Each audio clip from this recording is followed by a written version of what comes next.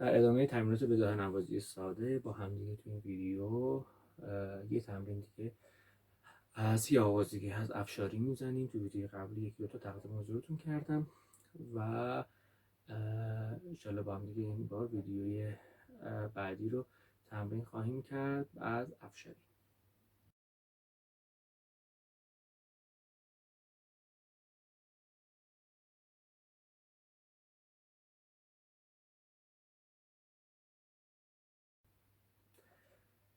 توی ویدیو قبلی توضیح دادم که این ویدیوها مخصوص اون دسته از عزیزانی هست که ردیف‌های اول استاد سفارش رو گذاشته بودن اجرا کردن، حالا میخوان بداهه نوازی ساده رو بزنن.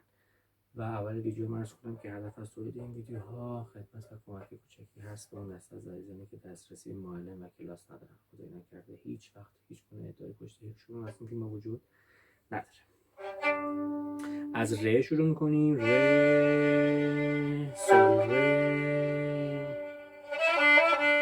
میره میره با یارشه.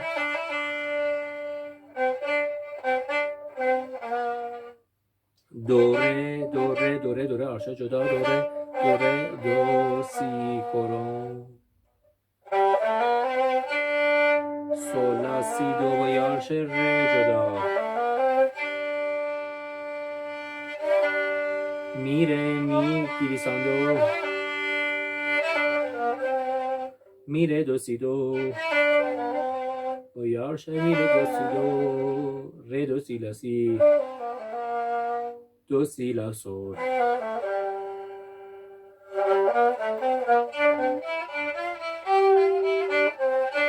میشه سول سی لا دو سی ر دو می ر فا می سول فا می ر دو ر.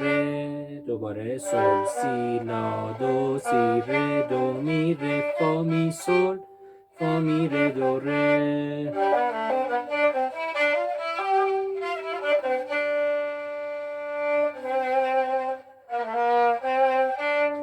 دو سی لا سی دو ره. دوباره دو سی لا سی دو ره. سول فا می ره. سول تکی فا می ره با هم. سول فا می ره می فا سول فا می ره می فا سول با هم. فا می ره با هم. فا می ره می فا سول فا می ره دو سی دو ره.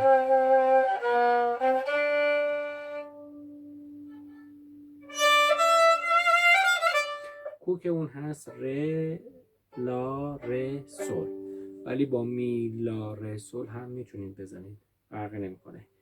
ر می فا سول فا می ره. پس با دو کوک میتونید بزنید. الان سیممون هست ر می فا سول فا می ره. دو ر می فا می ره دو. دو ر می فا می ره دو. سی دو ر می ره دو سی. لا سی دو ر دو سی دو ر دو سی دو ر دو سی دو ر دو. تعدادش دست خودمون.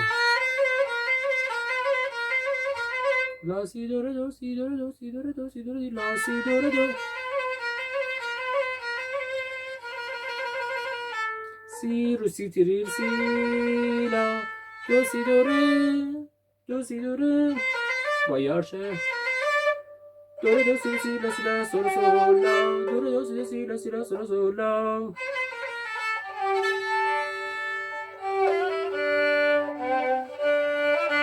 سول فا می ره دو ره می ره.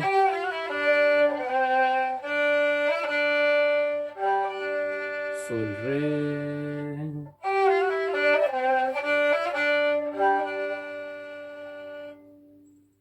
تقدیم به همه شما.